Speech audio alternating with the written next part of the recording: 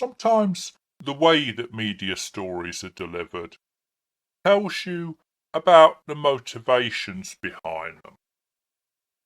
Last year, I was fascinated by the drip, drip, drip of stories about sleazy donations to government ministers. And instead of one single dump of story, it stretched out. First, we found out that Starmer had received a lot of money.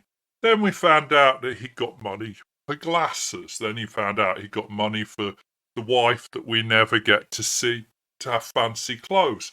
Then we found out that he'd spent a lot of time at Lord Alley's.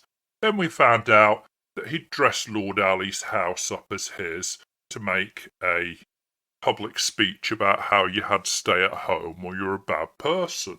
And every day there was a new story. It was on the news cycle. There was a tempo, there was a meter, there was a push to keep him in a negative news cycle. And some of that information, credibly, would only really be able to come from within the Labour Party. So it struck me that there was a plan or an intent to get rid of Keir. Now, he's managed to stay in place. It's quite hard to get rid of a Labour Party leader unless they lose an election. I've noticed the same happening about Rayner now. Drip, drip, drip. She's got 3 homes. She hasn't really got 3 homes, has she? She's got 2 homes plus one that she's given as part of the job, and one's in her constituency. Then she's saying one place is her home where she votes, and one place is her home where she pays council tax, and one place is her home when she's selling a house. And it all gets very complicated. Technically legal, but complicated. And along comes the new story. It's the new news cycle. She used a wealth management company to protect her wealth. Well, that's what rich people do.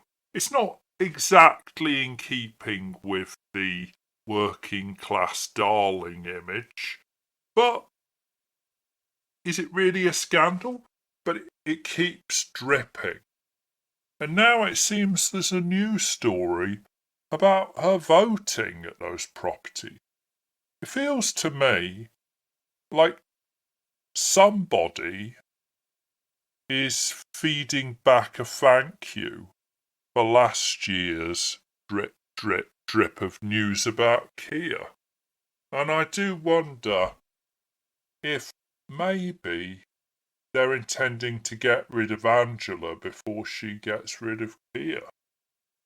Or maybe it just is as simple as her doing a chicken run and realising that she'll be better off moving to Brighton than standing in her current seat, because that's how good a job she thinks Keir Starmer's doing of running the country, that she'll lose her MP's job next time, and she's planning ahead.